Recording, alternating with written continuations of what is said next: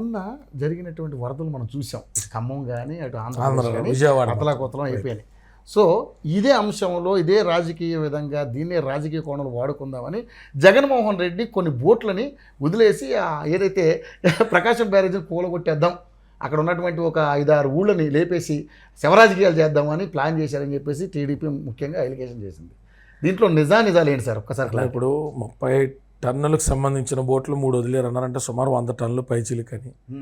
100 టన్నులు వచ్చి కడితే ఖచ్చితంగా పిల్లర్కైతే డ్యామేజ్ జరుగుతుంది.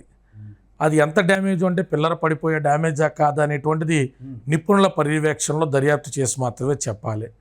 బోట్లు ఆ వరద ఉధృతి తట్టుకోలేక ఒడ్డును కడితే కొట్టుకుంటూ వచ్చినాయా లేదా మానవ కుచ్చితత్వంతోనే దాన్ని వదిలేరా అనేటువంటిది దర్యాప్తు సంస్థలే తెలియచేయాలి. అవేమీ చెప్పకముందే ఇప్పుడు నేను జగన్మోహన్ రెడ్డి గారు నాకు వ్యతిరేకం అనుకో, జగనే పంపాడు బోట్లు అంటే కొంత హుందాగా ఉండదేమో కదన్న. రంగులు కూడా ఉన్నాయి కదా దాని మీద, రంగులు తప్పే ఉందన్న. అది కూడా వాళ్ళు చేస్తున్నారు. ఇప్పుడు ఏదైనా డ్యామేజ్ చేయాలన్నప్పుడు ఏ ఆర్డెక్సో పురమాయించుకుంటాడు. డ్యామేజ్ చేయాలంటే ఇంకేదైనా మెటీరియల్ చూస్తారు.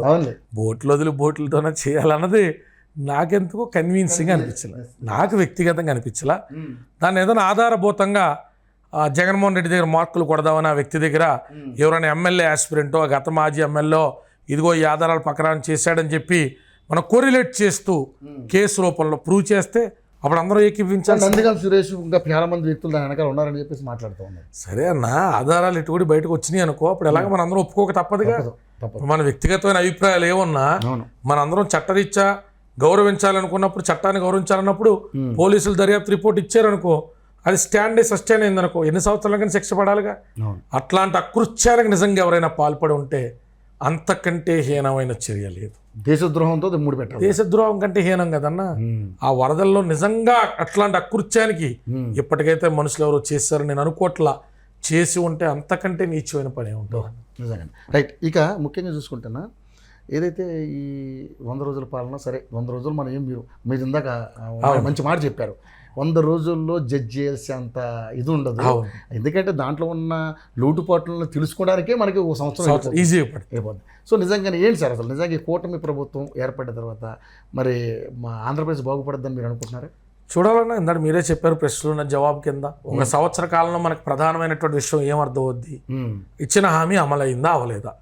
ఒకవేళ హామీ అమలు చేయకపోతే ఆ డబ్బుల్ని వేరే ఏదన్నా ప్రజా ప్రయోజనార్థం సమగ్రాభివృద్ధి కోసం ఖర్చు చేశారా, అలాగే ఉద్యోగ అవకాశాలు ఎంత కల్పించారు, లా అండ్ ఆర్డర్ ఎంత చక్కగా మెయింటైన్ అయ్యింది, ప్రభుత్వం తీసుకున్న శాశ్వత ప్రాతిపదిక నిర్ణయాలు ఎన్ని, అమరావతి కాకుండా ఇతర ప్రాంతాల అభివృద్ధి కోసం రాష్ట్ర ప్రభుత్వం చేసిన కృషి ఎంత, కూటమి సఖ్యత ఎంత, ప్రజలకు జరిగిన మేలు ఎంత, ప్రభుత్వ నిర్ణయాలు ఏమిటి, రాజకీయ కక్షలేంటి, ఇలా ఒక 40 అంశాల మీద ఏడాది కాలంలో ఒక 53 వారాల తర్వాత మనం ఏదన్నా మాట్లాడుకోవడానికి అవకాశం ఉంటుంది.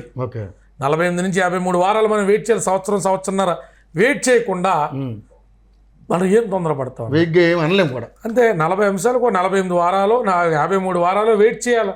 గతంలో వైసీపీ ప్రభుత్వం అప్పుడు కూడా 2019 ఎన్నికలైతే మీకు గుర్తుందో లేదో, 2021 వరకు నేను Teenmaar Mallanna online loan apps ఈ కేసులు చేసుకుంటా పోయాను తప్ప రాజకీయ విమర్శలు చేయలేదు. సంవత్సరంన్నర తర్వాతే అసలు మరీ అధ్వానంగా ఉంటే మంత్రుల 2.0కు ముందు 1.0 గురించి ఏకరవ పెట్టడం మొదలెట్టి 2.0 దగ్గర దాగడం మీ అందరికీ అందుకని వెయిట్ చేయాలి. వెయిట్ చేయకపోతే రాజకీయ పార్టీలు ఎటు కూడా విమర్శలు చేసుకుంటే గానీ మనం ప్రస్తుతానికి ఏ రాజకీయ పార్టీతో ఎఫిలియేట్ లేనప్పుడు బాధ్యతతో వ్యాఖ్యలు చేయాలి అంటే మనం ఖచ్చితంగా వెయిట్ చేయాలా, పరిశీలించి ఆధారభూతంగానే మాట్లాడాలి. ఒకవేళ అంటే ఇప్పుడు ప్రస్తుతానికి మీకు ఏ పార్టీతో సంబంధం లేదంటున్నారు కాబట్టి రేపు ఒకవేళ కూటమి సక్సెస్ కాకపోతే మీ యాక్షన్ ఎలా ఉండబోతుంది అని అందరం ప్రశ్నిస్తాంగా. మీ స్థాయిలో మీరు ప్రశ్నిస్తారు. డెఫినెట్లీగా మీ అందరికి ఎంతో కొంత కాన్షియస్నెస్ ఉంటేనే మీడియా ఫీల్డ్లోకి వచ్చుంటారుగా, నేను లా ఫీల్డ్లోకి వచ్చుంటానుగా. కాన్షియస్నెస్ ఉన్న ప్రతి ఒక్కళ్ళను అనుకున్న రీతిలో ప్రభుత్వం వెళ్ళకపోతే ప్రశ్నించడం అనేటువంటిది డాక్టర్ బాబాసాహెబ్ అంబేద్కర్ ఇచ్చినటువంటి రాజ్యాంగంతో కూడినటువంటి హక్కు అది. డాక్టర్ బాబాసాహెబ్ అంబేద్కర్ మనకి ఇచ్చినటువంటి రాజ్యాంగం ఏంటి? Dissent in democracy. ప్రజాస్వామ్యంలో నిరసన అనేటువంటిదే ప్రాథమిక పాత్ర పోషిస్తుంది. బాబాసాహెబ్ అంబేద్కర్ చెప్పినట్టుగా మనం ఆ నిరసన అనేటువంటి గళాన్ని వినిపించాల్సినటువంటి అవసరం వచ్చిన రోజు ప్రభుత్వానికి వ్యతిరేకంగా రోజు మాట్లాడదాం. దానికి అర్థం ఉండాలి, ప్రజల నుంచి మద్దతు ఉండాలి. ప్రజలు కోరుకోవాలి. ప్రభుత్వం తరపున మేము మాట్లాడలేకపోతున్నారని గొంతుకు ఉన్నది అన్నప్పుడు స్వచ్ఛందంగా మాట్లాడే మీలాంటి గొంతుకులు వస్తాయి, నాలాంటివి వస్తాయి, చాలామంది వస్తాయన్న. ప్రభుత్వం కూడా దాన్ని యాక్సెప్ట్ చేయాలి. డెమోక్రసీలో డిస్సెంటు, ఆ డెమోక్రసీలో రెబలియస్గా ప్రభుత్వం పట్ల వ్యతిరేకత ఉంటే వ్యతిరేకంగా మాట్లాడడం అనేటువంటిది రాజ్యాంగం కల్పించిన హక్కు. అయితే పరిధులతో కూడుకున్నటువంటిది. మరి ఎప్పుడైనా అట్లాంటి అవసరం వచ్చిన రోజు ఖచ్చితంగా మాట్లాడుకుందాం. ఓకే, ఫైనల్గా లాస్ట్గా మీరు ఈ హామీలు ఏదైతే సూపర్ 6 ఉందో ఇవన్నీ కూడా అమలు చేయడానికి కాస్త సాధ్యం కాదని చెప్పేశారు. అది అంత ఈజీ కాదన్నారు. గత ప్రభుత్వం చేసిన తప్పులు మీరు చేయకూడదని కూడా హితవు పలికారు. అవును. కానీ మరి నిజంగా మరి ఏం జరగబోతుంది అనుకుంటున్నారు? ఇప్పుడు దాకా చూస్తున్న కాడికైతే వచ్చే నెల నుంచి కూడా 50 ఏళ్ళ లోపల ఉన్నటువంటి వ్యక్తులకు 50 ఏళ్ళ కూడా పెన్షన్లు ఇస్తాం 1500 రూపాయలు అన్నది నేను ప్రకటన చూశాను. నా ఆందోళన మొదటి నుంచి నేను జగన్మోహన్ రెడ్డి గారి మీద 600 వ్యతిరేకమైన వీడియోలు చేసినప్పుడు నా ఆందోళన ఏంటంటే సమగ్రాభివృద్ధి అంటే రాష్ట్రం మొత్తం రవాణా వ్యవస్థలోనో, ఆరోగ్య వ్యవస్థలోనో, స్త్రీ శిశు సంక్షేమంలోనో, అలాగే విద్యా వ్యవస్థలోనో, ఆర్థిక వ్యవస్థలోనో, ఉద్యోగ కల్పనలోనో ఇలా సమగ్రంగా ఈ జనాల నుంచి వచ్చినటువంటి డబ్బుల్ని, ప్రజాధనాన్ని వేరియస్ ఆస్పెక్ట్స్ డెవలప్మెంట్కి కాకుండా ఓటు బ్యాంక్ రాజకీయాల కోసం ఒక సెగ్మెంట్ ఆఫ్ పీపుల్కి పథకాల రూపంలో డబ్బుల్ని ఉచితాల కింద ఇవ్వడం అనేటువంటిది నేను వ్యతిరేకించిన వ్యక్తిని. మరి ఈరోజు నా ఆందోళన ఏంటంటే ఆ రోజు ఈ రోజైనా కూడా పెన్షన్ తీసుకునేటువంటి వ్యక్తులు పెన్షన్ వయసేమో 58 నుంచి 60కి పెరిగింది. అంటే రిటైర్ అవ్వాల్సిన వాళ్ళ వ్యక్తుల వయసేమో 58 నుంచి 60కి పెరిగింది. పెన్షన్ తీసుకోవాల్సిన వ్యక్తుల వయసేమో 60 ఏళ్ళ నుంచి 50 ఏళ్ళకి వచ్చింది. మరి ఇది ఎట్టు దారి తీస్తుంది? అదే పెన్షన్ ఎంత లేటుగా తీసుకుంటే అంత ఆరోగ్యవంతమైన సమాజం, అంత హేతుబద్ధమైన కష్టించే సమాజం ఉన్నట్టు కదా అర్థం. నేను 40 ఏళ్ళకి 50 ఏళ్ళకి పెన్షన్ తీసుకునే సమాజంలో ఉంటే సమాజం ఎటుపోతుంది అనేది కూడా ఓ రకమైన ఆందోళన. ఉచితాలకు బాగా అలవాటు పడిపోతున్నారు అన్న. సంక్షేమం వేరు, ఉచితాలు వేరు అన్న. Welfare is not freebies. Okay, freebie అనేటువంటిది నిన్ను సోమరిపోతుంది. కానీ వెల్ఫేర్లో కూడా ఎక్కువ ఆశిస్తున్నారు కదా.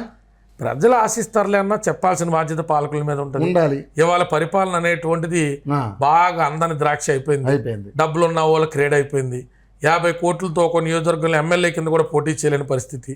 ఇట్లాంటి దుస్థితిలో, ఇంత కాస్ట్లీ అఫైర్స్లో అధికారం లేకపోతే బతకలేనటువంటి పరిస్థితుల్లో మనం ఇంతకంటే గొప్ప ఆదర్శాలు మాట్లాడితే సోషల్ మీడియా కంపెయిన్ అవుతుంది తప్ప గ్రాస్ రూట్ లెవెల్లో ఒక కౌన్సిలర్గా కూడా గెలవలేమన్నా. ప్రజల అభిప్రాయాల మేరకు నడుచుకుంటూ వెళ్ళిపోతే గుంపులో గోవింద కులంతో నారాయణ అయిపోయింది కదా.